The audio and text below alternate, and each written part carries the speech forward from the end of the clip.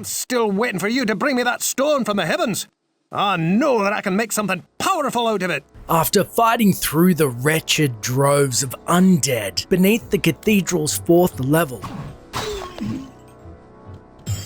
back in town, we're beckoned over by Griswold the blacksmith for aid. Stay for a moment. I have a story you might find interesting. A caravan that was bound for the Eastern Kingdoms passed through here some time ago. It was supposedly carrying a piece of the heavens that had fallen to earth. The caravan was ambushed by cloaked riders just north of here along the roadway. I searched the wreckage for this sky rock, but it was nowhere to be found. If you should find it, I believe that I can fashion something useful from it.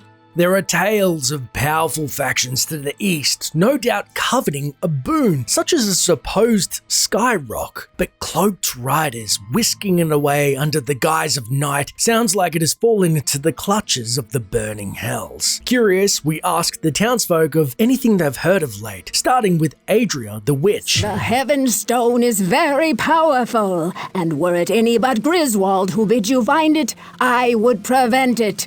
He will harness its powers, and its use will be for the good of us all.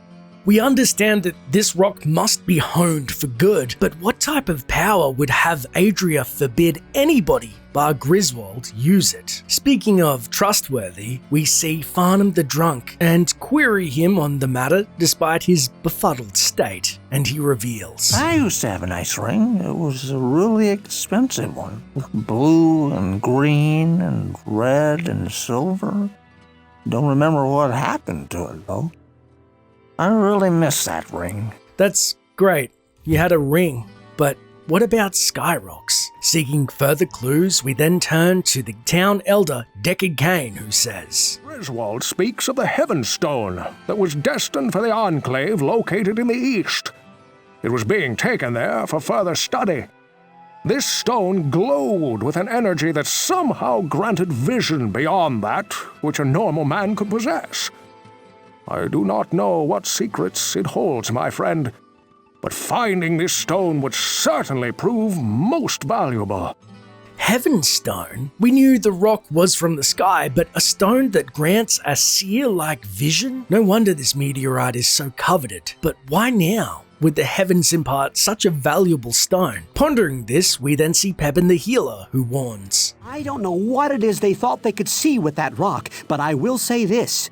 If rocks are falling from the sky, you had better be careful. Well, that's some Farnham-level insight there, Pep. Running out of leads, we then seek out Wirt, the peg-legged boy, by his familiar tree, who admits, If anyone can make something out of that rock, Griswold can. He knows what he is doing. And as much as I try to steal his customers, I respect the quality of his work. Wow. In the midst of a war for the very soul of Tristram, Wirt just thinks of profit. Next we speak to Gillian the barmaid, curious if she's heard any rumours in the tavern, and she recalls. Well, a caravan of some very important people did stop here, but that was quite a while ago. They had strange accents and were starting on a long journey, as I recall. I don't see how you could hope to find anything that they would have been carrying. Strange accents?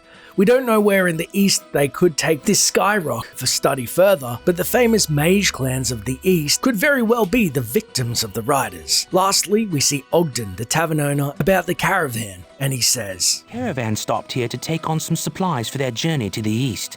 I sold them quite an array of fresh fruits and some excellent sweetbreads that Garda had just finished baking. Shame what happened to them. Well, we can take some solace knowing that their last meal was sweet. Unfortunately, demons are probably feasting on their sweetbreads as we speak. With that, we know what we have to do. Find this coveted skyrock of the heavens in the cathedral before it falls into the hands of a demon adept at utilizing its rumored heavenly powers for evil. Down in the catacombs below the cathedral, after wading through the scores of undead and demons alike, we find in the eastern part of the level a large room filled with skeletons, shadow beasts, glooms, and even moonmen archers are gathered together in what seems to be reverence for a large rock sitting atop a pedestal. After clearing the room and stalking down the last of the horror archers, we get a closer look at the object and proclaim, This must be what Griswold wanted. hefting the girthy magic rock into our inventory. It looks to be nothing that we've actually seen before, and although we know it holds great power, it seems like just another rock.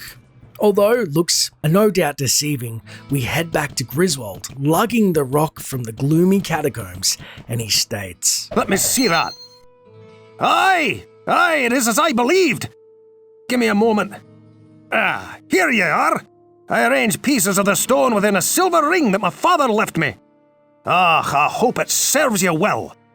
Taken aback, Griswold has not only fashioned the invaluable stone into a piece of functional jewelry for our fight against the Hells, but also set it into his father's ring. And we then see Cain about its properties, and he tells us it's an Empyrean band, which holds +2 to all attributes, plus 20% light radius, faster hit recovery, and absorbs half trap damage.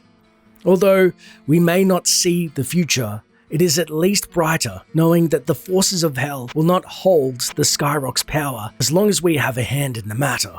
We are secretly astonished that somehow Farnham the Drunk, who we had instantly dismissed, had divined that this was indeed a ring of sea. Maybe he holds true sight, or maybe the light works in mysterious ways.